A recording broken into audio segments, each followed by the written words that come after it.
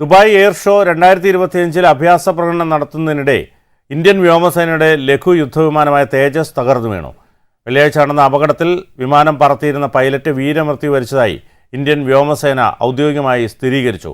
സംഭവത്തിൽ കോൺഗ്രസ് നേതാവ് രാഹുൽ ഗാന്ധി അനുശോചനം രേഖപ്പെടുത്തി.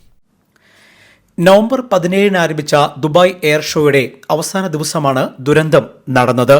ദുബായ് എയർ ഷോ നടന്ന വേൾഡ് സെൻട്രൽ എയർപോർട്ടിലാണ് സംഭവം. വെള്ളിയാഴ്ച ഉച്ചയ്ക്ക് UAE സമയം 2:09 പറന്നുയർന്ന വിമാനം 2:13 താഴേക്ക് പതിക്കുകയായിരുന്നു. ഇന്ത്യയുടെ തേജസ് യുദ്ധവിമാനമാണ് തകർന്നു വീണത്. സംഘമായുള്ള പ്രകടനത്തിന് ശേഷം ഒറ്റയ്ക്കുള്ള പ്രകടനം നടത്തുന്നതിനിടെയാണ് അപകടം.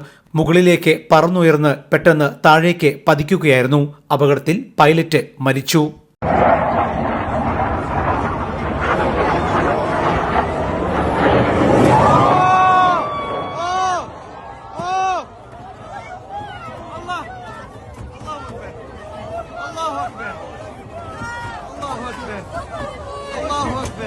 അതേസമയം അപകട സ്ഥലത്ത് നിന്ന് കറുത്ത പുക ഉയർന്നത് എയർ ഷോ കാണാൻ തടിച്ചുകൂടിയ കാഴ്ചക്കാരിൽ പരിഭ്രാന്തി പരത്തി. അടിയന്തര സേനകൾ സ്ഥലത്തെത്തി തുടർ നടപടികൾ സ്വീകരിച്ചു. ദുരന്തം മൂലം എയർ ഷോ താൽക്കാലികമായി നിർത്തിവെച്ചെങ്കിലും പിന്നീട് പുനരാരംഭിച്ചു. ഹിന്ദുസ്ഥാൻ എയറോനോട്ടിക്സ് ലിമിറ്റഡ് നിർമ്മിച്ച തേജസ് ജെറ്റ് ദുബായ് എയർ ഷോയിൽ നേരത്തെയും പങ്കെടുത്തിട്ടുണ്ട്. എല്ലാ ദിവസവും ഉച്ചകഴിഞ്ഞ് വിവിധ രാജ്യങ്ങളുടെ എയറോബാറ്റിക് ടീം അഭ്യാസ പ്രകടനം കാഴ്ചവെക്കാറുണ്ട്.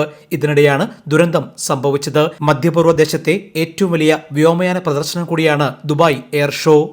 ജയ് ഹിന്ദ് ന്യൂസ്, ദുബായ്.